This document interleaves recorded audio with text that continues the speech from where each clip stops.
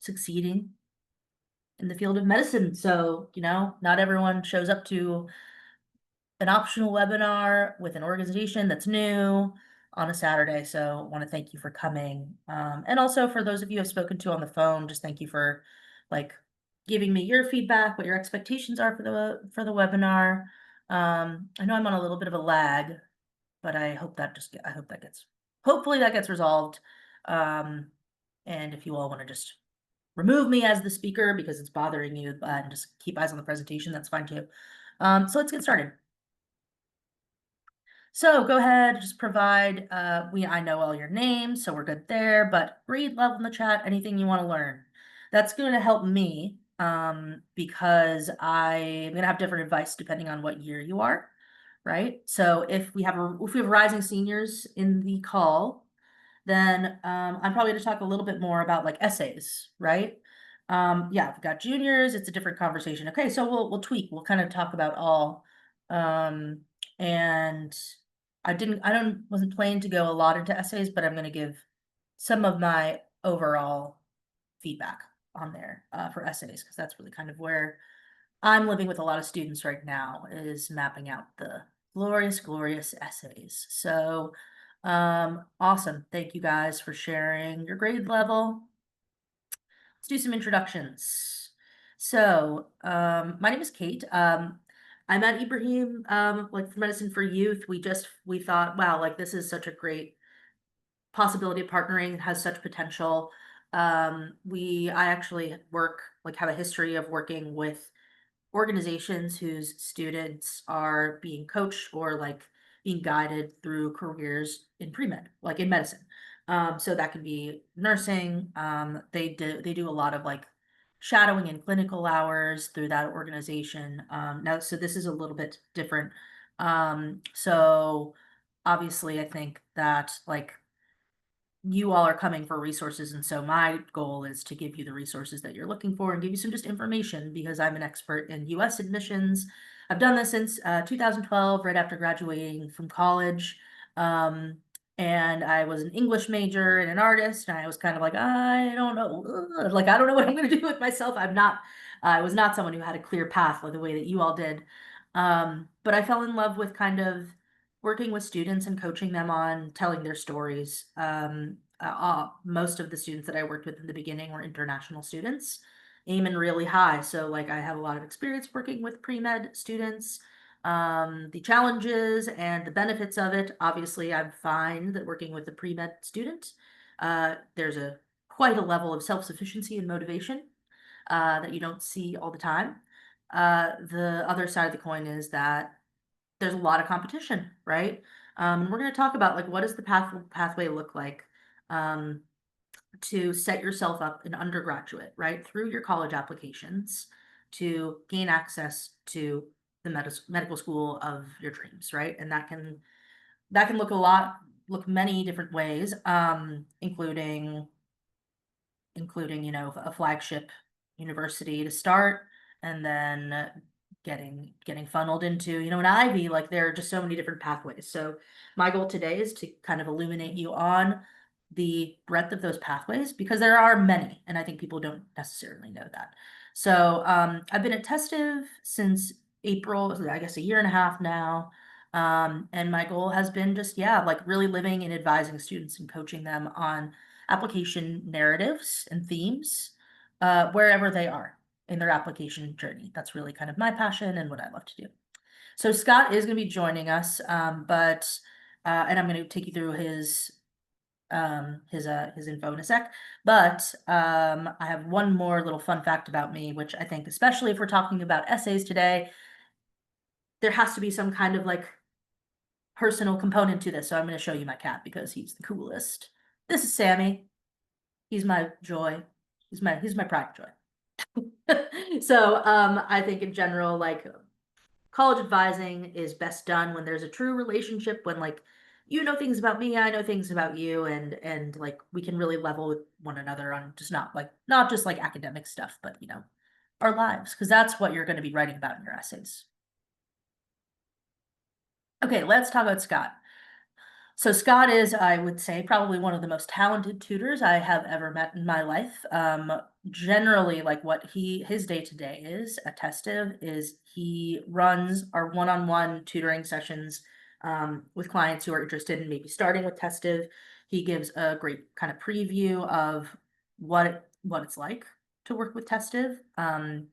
Having seen him teach, and you'll see him kind of teach later today.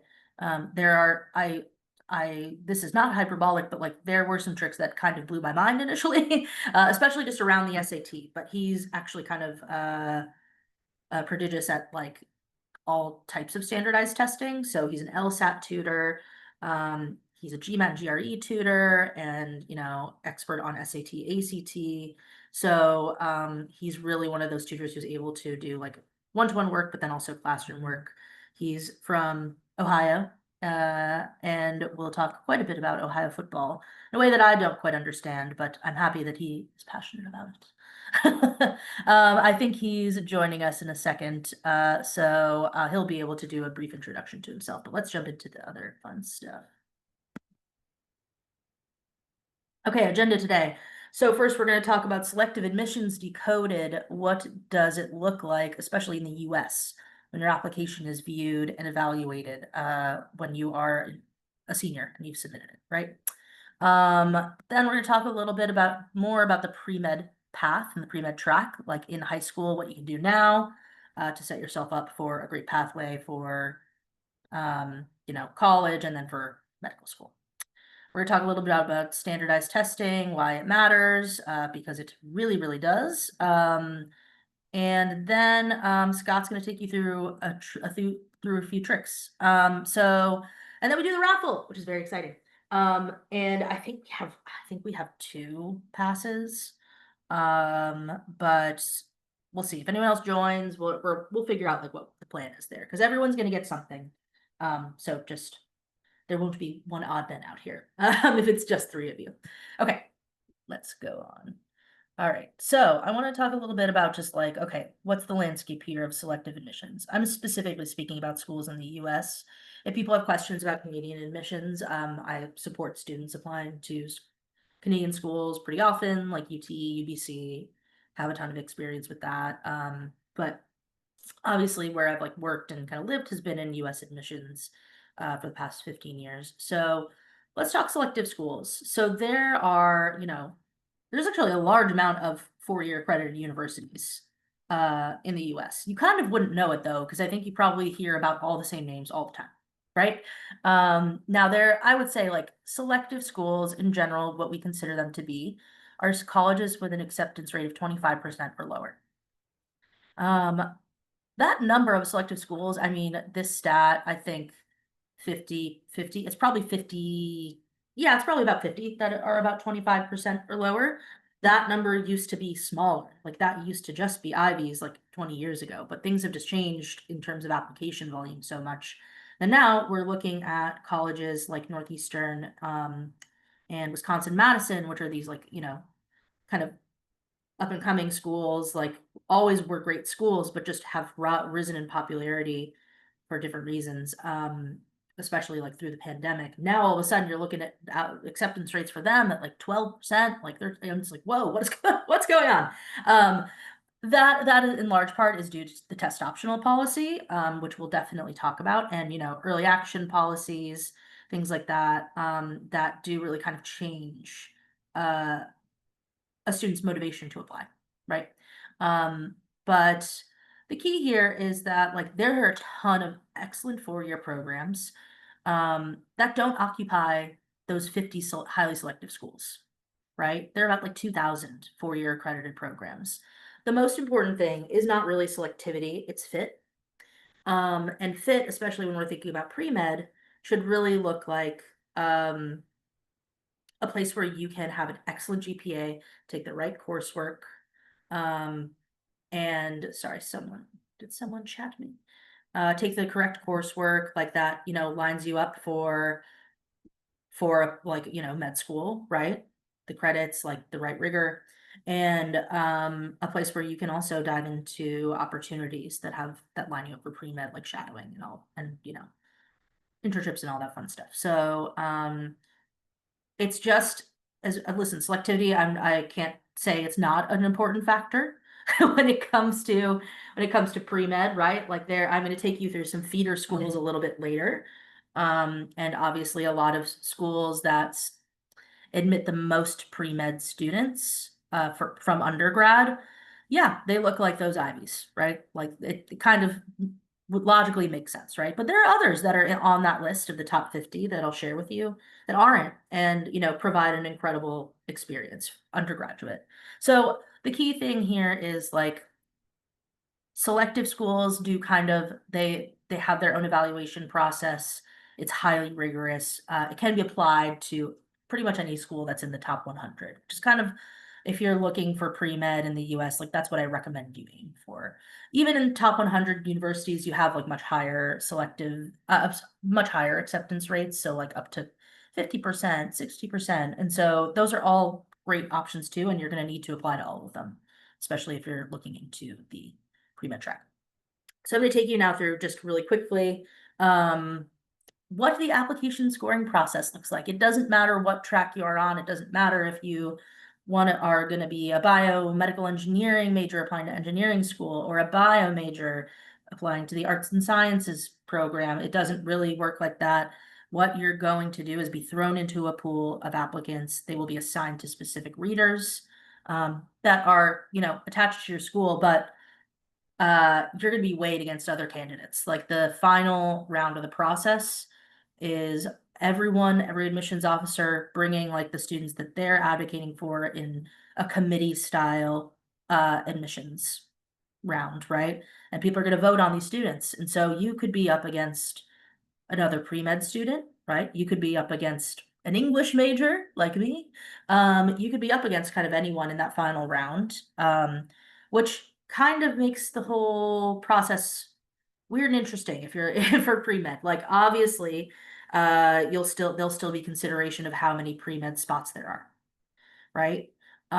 So this will be pretty important, I think, to like think about in the context of your application scoring process. So the only reason that I know any of this, honestly, is because in 2018 there was a Supreme Court case where a bunch of students who had applied to Harvard, they were Asian American, they were not offered admission. They sued Harvard for basically discrimination, like application discrimination based on race. It was elevated to the Supreme Court, which basically meant that now all of a sudden Harvard had to release their files on admission. And so this 2018, the very first year of all time that any college had given any true transparent information on what the application and what the application evaluation process looks like. So this is all from Harvard, like all of these quotes, right? Um, and I think it's important for you to look at because it's not that every school has the same exact process as Harvard, but every school is going to have a system that's very similar to this, where they're kind of scoring and evaluating certain components of your profile. It's moving through several rounds, and they're looking at everything really holistically. So I want you to keep that in mind. The four categories that Harvard has, and this could differ at other schools, but they have four categories they score from 1 to 4. 1 is the highest score. Some students could get 1+, which is like, wow, it's very fancy. But they're scored on the academic category, the extracurricular category, personal category, which is interesting. We'll talk a lot about that, and athletics, which does not mean that if you like can't throw a ball, that you're going to get a 4 in athletics and then you're not going to get admitted to Harvard. That's more for like recruitment purposes. So if someone is an athletics 1, then they are being recruited and they're like 88% likely to get into Harvard, right? That's just for Harvard though. The key things to look at are like academic, extracurricular, and personal. Okay, so I'm talking about academics a little bit. That's going to be like for every student, that's incredibly important. But for pre-med students who are up against the stiffest competition, that's the most important, I would say, because there is probably going to be an expectation of excellence on standardized testing if you're a pre-med student. They want you to prove that you're going to be able to do well on standardized testing because you're going to have to also take the MCAT in the future. You're going to be taking a lot of really tough exams in college. So the SAT is actually incredibly important, as are EPs or IB programs, anything like that. Scoring high on college courses, like getting college credits when you're in high school. Those are all incredibly important ways for you to substantiate your academic excellence outside of GPA. And so I want to talk about GPA real quickly because that landscape has definitely changed. So just to give you a little bit of context, like the number of US valedictorians, like the first in their class, right? Um, Highest GPA in their class, got about 40,000. Then we have Ivy League freshman seats. Now these are 8 schools, so there's enough to spread around beyond that. But just to give you a context, there are about 15,000 Ivy League freshman seats. And one thing that might surprise you is that all of those for Ivy League freshmen, they're not all valedictorians. Like many of them are not, actually. So it's not like a direct one-to-one. If I'm valedictorian, I can get in anywhere I want. It's much more nuanced than that. The other thing that's very interesting is GPA. I think people come to me and they'll be like, I've got a 4.5 GPA weighted or 105, and I think it's important to just have this awareness that GPA inflation has become a really big thing, especially in recent years. High schools are boosting students' grades. Um, Honestly, too, it kind of is better for them when they report to the district, right? But it's something that helps them with kind of their brand.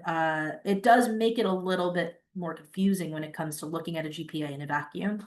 So what colleges do is they will certainly look at and weigh your GPA, but they're going to be looking at it um, alongside your school profile. So they'll be able to see how many students are getting a GPA 4.0 and above. If it's 25%, then obviously 4.0 has a little bit less meaning.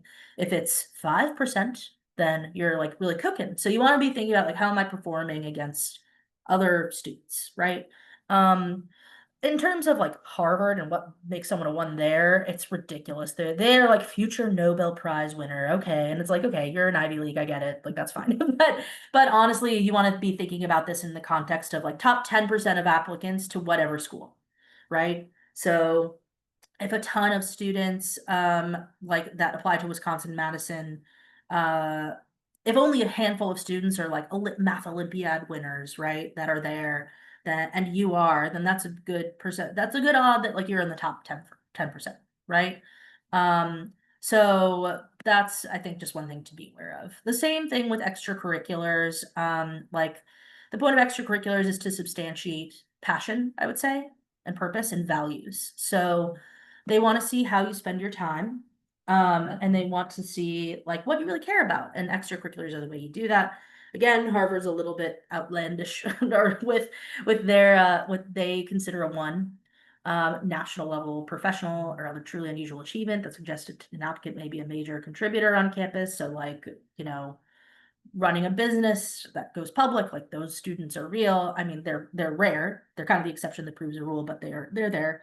When you're thinking about kind of pre-med, I think what you can do to have to get a high score on an extracurricular category would be connecting service to expertise. So students who have done really well with academics that are pre-med would probably have a record of doing some level of shadowing. One became a trained EMT, which not everyone has time for, but there's something where you're in the field already and kind of learning, right, about what it's like. That obviously assures the school oh, they've really looked into this and they really know that they want to do this, right? Service is also incredibly important. Doctors are it is actually an application component. They're gonna look at character for med school applications. They'll look at service because obviously doctors are there to save people and serve society. And so the stronger you can substantiate that earlier on, better you are too. Research also is really helpful. So like people who work with doctors and assist them even on lab research, I think that always also really helps like boost an application. And there are definitely ways to do this that are not that intimidating. Like there are research programs you can do and apply to. And part of what I do here is like I help students find those opportunities, apply to them. If they need free ones, they apply to free ones. Like there are free, paid for, like a full range of opportunities, all in all of those categories that are actually like easy to find if you know where to look. So that's kind of what I do. And then personal, I want to talk about, which is really important. We got a rising senior here. Um, the key question at like the core of the personal rating category that has like been written in these Harvard files is what kind of roommate will this person be? Um, you might think that like they would be less concerned about that at a selective school, but they actually are exceedingly concerned about that, especially with really high performing students.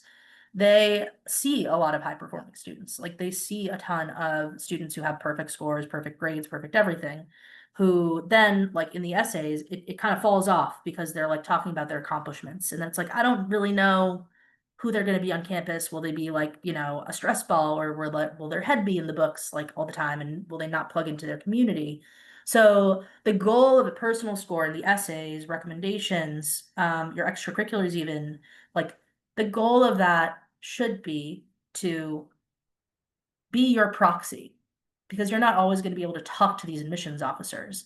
But like important to impart in your essays is like a sense of what your personality is that feels real. Values, like a sense of what you really care about. Um, any like funny quirks or like it should feel like it's a conversation with you rather than a hey, I did this, all of these amazing things. Um, or like, hey, I overcame this big trauma. Here's how I learned. Like, actually, I don't really recommend writing about that. I don't think anyone feels if they have a trauma that like that's what defines them. So, students always think that they should write about it in the essay, but often I'm pushing them away from that. A successful essay is just getting across, here's the kind of person that I am. Like, I was speaking to someone last night, and she's like, I'm the mom, like, I'm the mom of the group. And I love to crochet. And like it's all kind of those things that actually make a real impact in on your personal score. Because they know you're gonna succeed academically. They know you'll do well there. What else are you gonna do? Right? Like what will you do in your community? And what kind of person will you be on campus? So this is equally weighted. Like this is just as important as the GPA, like as academics. Now listen, academics are a prerequisite. So you want to like do really well in academics, but then like once you pass that, then we get to kind of the personal stuff. They're going to be wondering, hey, like will this person be a better contributor on campus than this person, right? When they're finally doing the final application round. So an example, like this is what Harvard says. It's like outstanding, like recommenders say that it's like favorite student that they ever worked with, like or favorite student, favorite person they've like known. It's all these kind of effusive recommendations, excellent, excellent essays that give an outstanding impression of character, character, character. We're talking about character a lot, so that's very important. Okay, I'm gonna skip athletics because it's not really relevant. Okay, let's talk about the pre-med track and then we gotta keep moving. So, I just want to touch on a few things, and I think I'm gonna give you all my consultation link now, my link now to meet with me for a 30-minute college advising consultation. Actually, I have to do it later, but I'll do it at the end of this. And then we can get into more specifics. But essentially, it's interesting to look at. I really like this resource, collegetransitions.com. They have a lot of amazing data on like US application information. And so I'm going to take you through some interesting things here. Here, what we have is kind of like top feeder schools to pre-med programs. So if you go here undergraduate, like here's how many MD graduates they yield, right? Harvard is pretty impressive. Just kind of why I thought it was relevant to talk about Harvard here. But you'll see like it's not Ivy, Ivy, Ivy, Ivy, Ivy, Ivy, Ivy. Michigan's number 5, right? Berkeley, like you have some state schools here, you got the UC system. Um, You'll see that like you see the top med school that they go to, which is really helpful and interesting. Look at this like Duke to Chapel Hill kind of pipeline. Yeah, I think it's like really important information and something you could look at now that kind of help you sort of map out your overall pathway, right? We see Wash U, we see Emory, we see Vanderbilt, which is where I went. Yay. Case Western. Like Case Western isn't necessarily ranked, you know, that highly when it comes to US news or like any of the QSI rankings, but it's an incredible feeder school for med school. University of Pittsburgh is another one. Like there are some schools that are not Ivies where you can gain access to an excellent medical school. So I think it's really important for everyone to be aware of that, like when they're mapping things out, is like, okay, for any school that's on your list, you're going to want to look at like how many students matriculate and end up being, uh, you know, and end up going to med school. What's that med school? Would that med school sound good to me? What's the GPA? Like there are all ways to find this out. College transitions is a great way to do that. I also want to talk about just like major. So, anyone, what major are we thinking? Like, you say in the chat, what are you going to plan on majoring in ideally if we want to do a med school track?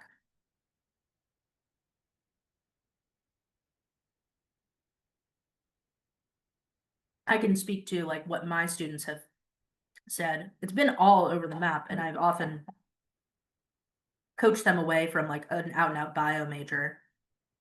Um, which is interesting. I think a lot of students come being like bio or like biomedical, even biomedical engineering, or like these majors that are really competitive. Um, so I think it's important to share these stats because you can kind of see acceptance rate by major. And there's like a lot to read into these numbers, but I think it's important. But like, listen, physical sciences, you've got about a 50% acceptance rate. Biological sciences, you have fewer. Why? Because most of the applicants are majoring in that, right? 57% of applicants to med schools are majoring in bio. So when you're thinking again, it's like, okay, I'm gonna be in a really crowded field there.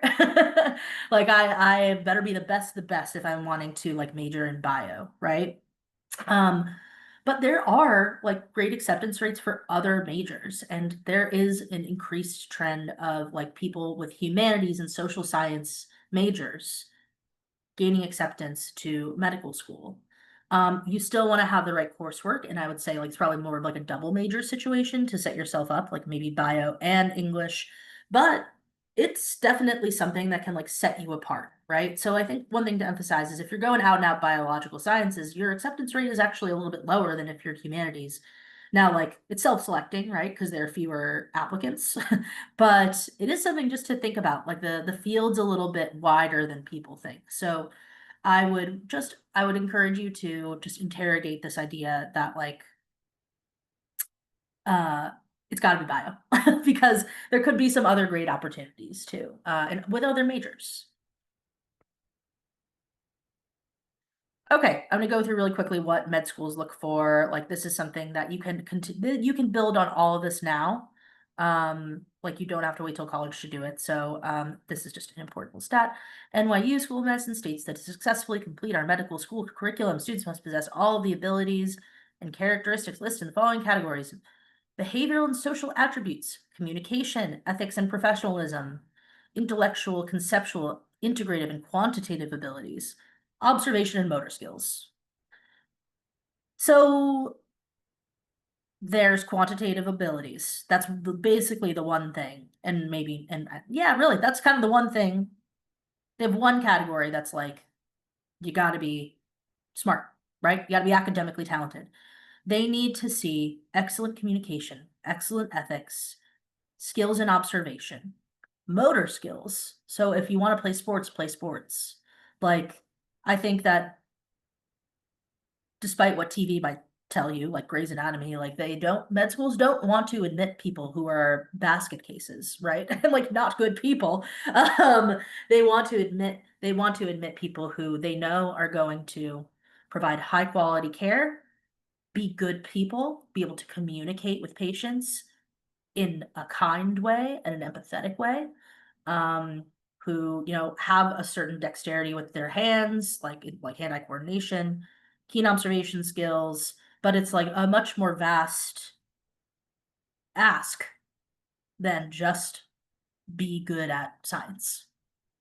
So I want you all to think about that when you're like mapping out your extracurriculars in high school, because I think, yeah, there's certain things, benchmarks you can hit to get you ready for pre-med, but you also have got to really like be a human being. You have to try and fail, and you have to make mistakes, and like you have to challenge yourself, you have to put yourself out there, and you have to do things that you really truly enjoy. And that sounds counterintuitive, but that's like actually very important to being a successful applicant at in undergraduate programs and in graduate programs. They want to know they're going to like you. It's really important.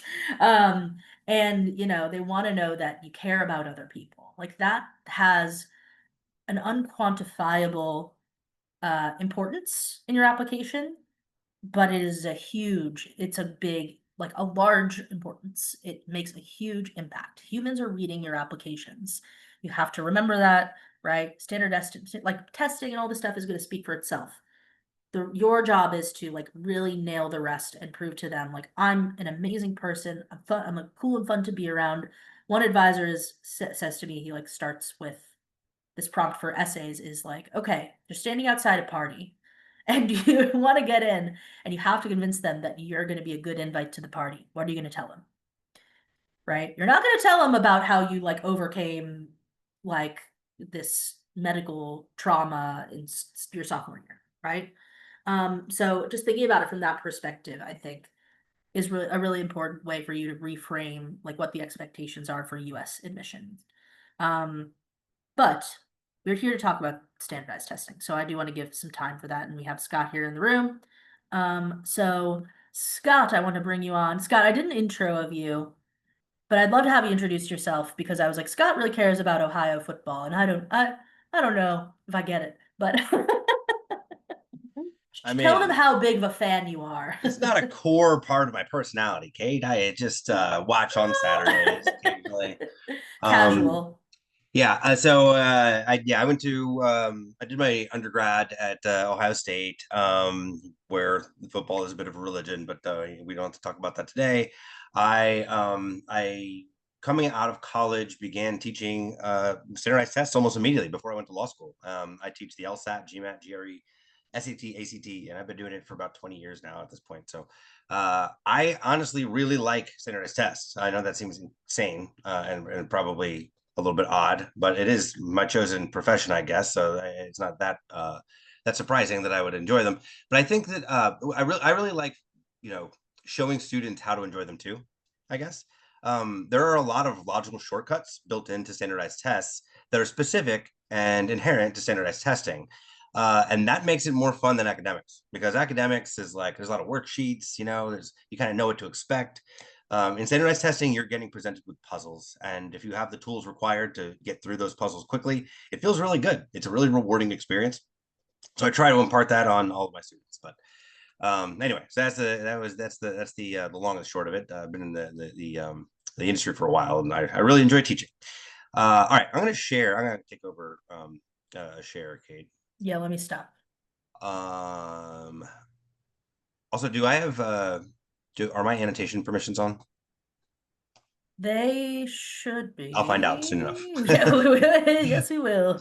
Let me look at I'll make sure. I'll take a look.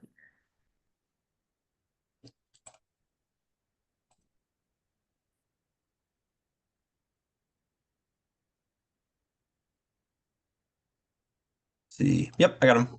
Yay! Thank you. All right. So this is what our own platform looks like, by the way, where it sort of replicates the SAT.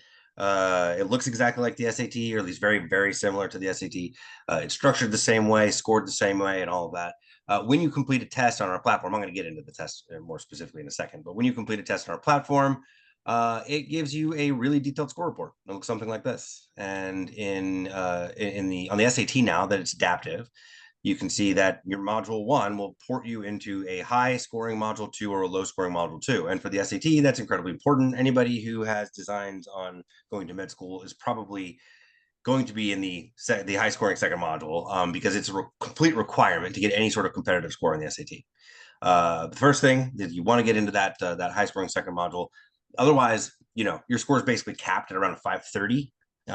Like maximum is what you can get, which isn't enough, obviously. So the adaptive nature of the test means your performance on module 1 puts you into either a high scoring or low scoring module 2. That's the case for both reading, writing, and for math. And then your total score comes from the combination of those things.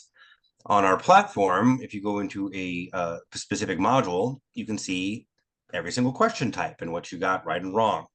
So this helps you pinpoint what represents your best opportunity to improve at all times. So it's like, okay, I took a test. I'm practicing for a while. Let's see what I'm good at, what I'm not. Not only do I struggle with craft and structure, let's say, this also represented 6 points on the test. And you can kind of look at the various subject areas and look at how many points those represent. There's 6 points here, 6 points here, there's 8 points here, there's 7 points here. And so they sort of have a different relative importance based on how often they show up. All right. You can also take a look at how long you spent on each particular question. This is pretty wild, actually. This particular student was jumping all over the place, like started at the last question and then came back. So this is a really crazy looking pattern. Normally you would see a pattern that looks more linear and up and to the right. But you can see how much time you spent on each question, and it helps you understand if you got stuck in any time sinks, which are going to really, really negatively impact your score. It also gives you a breakdown by question difficulty, easy, medium, and hard. The questions are designed to be a certain difficulty. There's a lot of psychometrics that goes into the design of the test now, and so they know the difficulty of the test, each particular question, and they also know how likely certain answers are to be picked by students who are high scoring. They have specific answers that are created with the intention to trap really high performing students.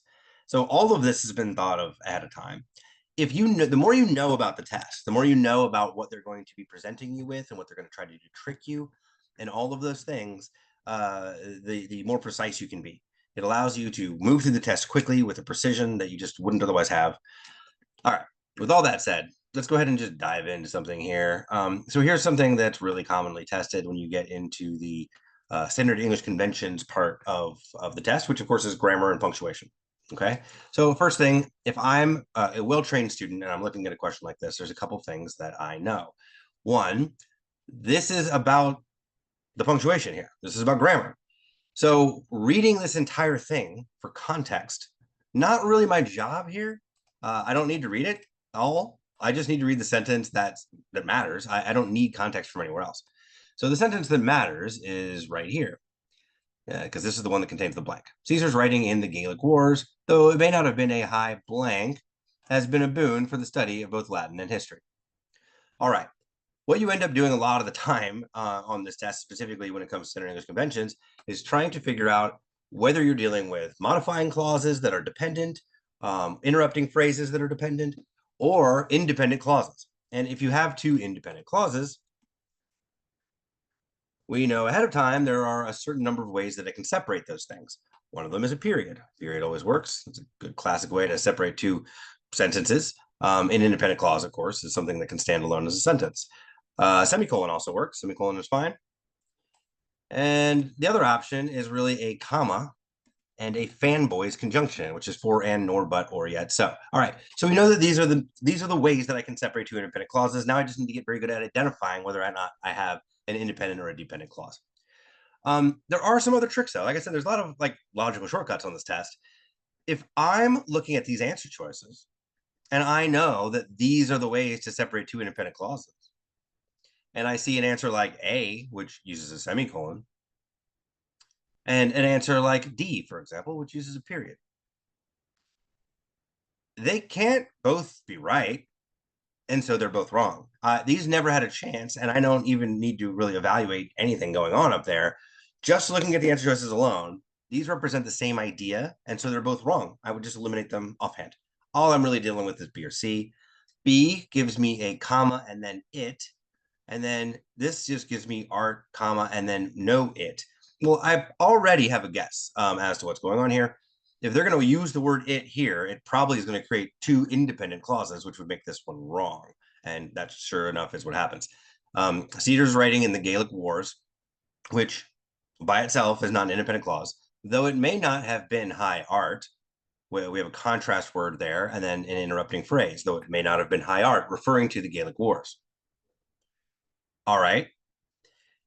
Then it says, has been a boon for the study of both Latin and history. So the way that it's written now, I have one independent clause. I don't have any others. I have a dependent clause in the middle of it, an interrupting phrase.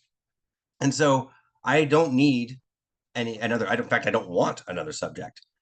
If I introduce another subject to the second part of the sentence, it has been a boon for the study of both Latin and history. Well, that makes it an independent clause now. And now I have two independent clauses, which I can't separate with just a comma. So the answer here is C. And like I said, these questions in general kind of require a bit of a sophisticated understanding of the way that clauses work on the test. But there are a set of grammar rules that are super common, commonly tested on the test. And if you know those, you're in great shape. It's a very easy thing to add points on the test if what you're missing is something related to grammar or related to anything else, because no matter what the problem is, it's addressable. Do you need to bone up on your vocabulary? You can do that. Or do you need a little bit of help with reading comprehension? There's a way to understand arguments a little bit better. Anyway, this one, C. Let's jump over to math, because math's a little bit more fun to talk about. Math on the SAT, you have some opportunities to increase your score pretty quickly just by knowing a few different things.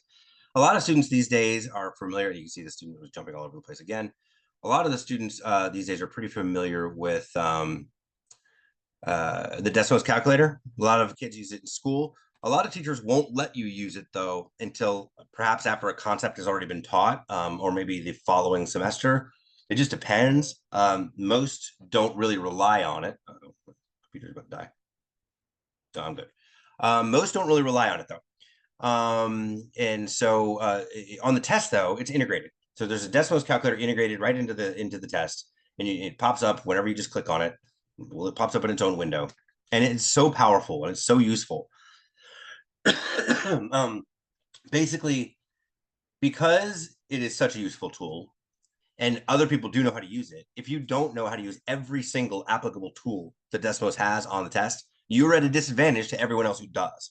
And I'm not saying every single test taker does, but there are test takers out there who will know every single thing about Desmos. All right.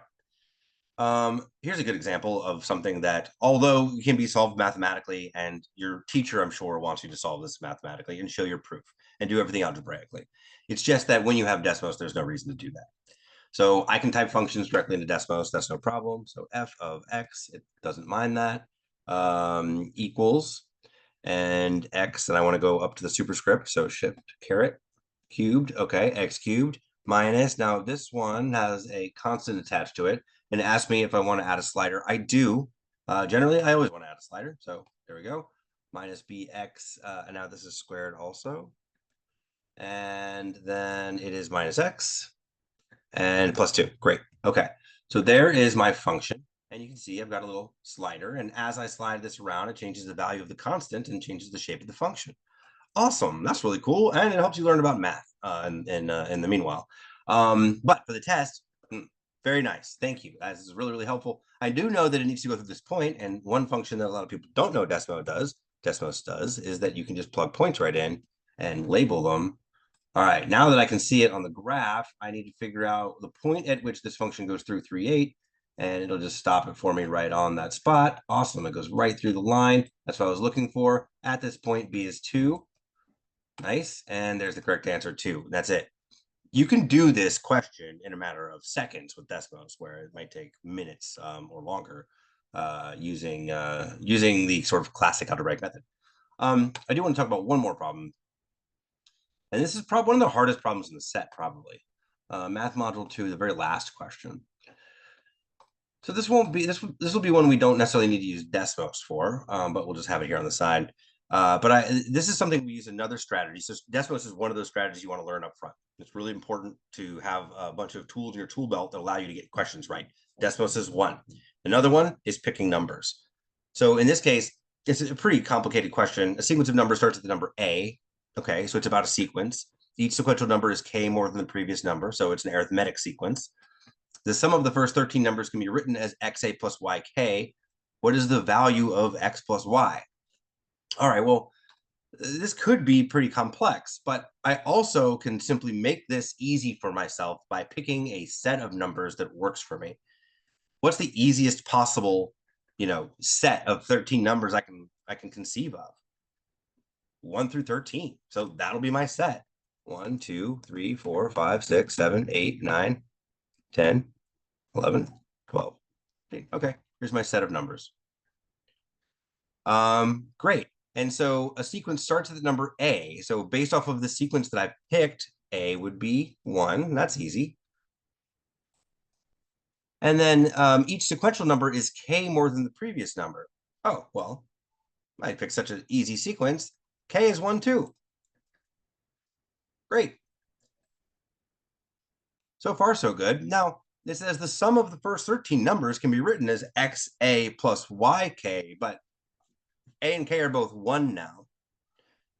So if A and K are 1, this is really just the same as x plus y, which is what they're asking me for over here. What's the value of x plus y? All right. Well, if I want the value of x plus y, that means all I need to do is add up the numbers 1 through 13. And I can go ahead and just start plugging that in the calculator and go 1 plus 2 plus 3 plus 4 plus 5. That is certainly one way to do it. Or if I'm savvy enough, I can recognize that because this is an arithmetic sequence, the data is separated by 1 through 6 and 8 through 13. That's six variables on either side, not variables, but six values on either side. And 7 is the center term.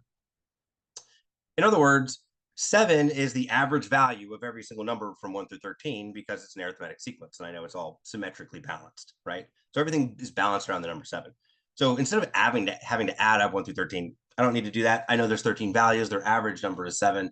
And so I can just do, well, 7 is the average value, and there's 13 of them. So 7 times 13 is 91. And 91 is the correct answer. And you're done. So this problem, although it does look difficult at first blush, and it is conceivably pretty difficult to do, if you know just a few strategies, you can actually do this problem. And this problem is as simple as, my sequence is 1 through 13. 1 through 13 has an average value of 7. 7 times 13 is 91. I'm done. You can do this in 17 seconds. Whereas a lot of students may spend 4 minutes on something like this. So these are the kinds of things that we teach. There's also a lot of things to learn conceptually, but see, it's pretty fun. It's not that bad. The test is absolutely learnable and conquerable. The good thing about the test is that it is an opportunity for you to put your best foot forward, no matter where you are with respect to your GPA or your academic progress or anything else. The test is a huge opportunity to make an impression. And really, there's a few things, especially late, by the time you're a junior, there are a few things you can do more than post a fantastic score. They're going to make an impression that you have that much control over. So anyway, every single person, it's in their best interest to reach their ceiling, whatever that might be on this test. It's not the case that everyone needs to get a perfect score. But wherever you're at when you start, you can score higher than that. And it's always in your best interest to get as close as you can to your ceiling. Thank you, Scott. Whenever Scott does a problem that's math, I'm like, I just love this is what I loved about training and tutoring, was like being taught that I could do less math to to get the answer to a hard math question. Always was very appealing to me. But yeah, he's right. I think like everyone has potential to see big improvements on their score. It's such a coachable test. And in the context of, looking at pre-med, you're gonna want to just hit that ceiling even more, that's even more important. So we are to the point of the raffle. Honestly, you guys have made my job very easy because we have got 2 guests here. And so you both have won, Mohammed and Sanem. You are the winners. You have accessed a free 4-week course. And you kind of see the teaser of like what we do with what Scott did. We'll have another instructor, but yeah, it's super exciting. So congratulations to you both. Additionally, I want you to both, rising senior or not, go ahead and book me for a college advising consultation. I can take you through planning some essays or planning out extracurriculars and summer programs. If you're a junior, that will be free of charge. But it's important to approach it, from all standpoints. So definitely book some time with me. I would love to learn more about you both. And congratulations. We'll see you in the class. Thank you. Thank you. All right, everyone, have a wonderful Saturday. We'll see you soon.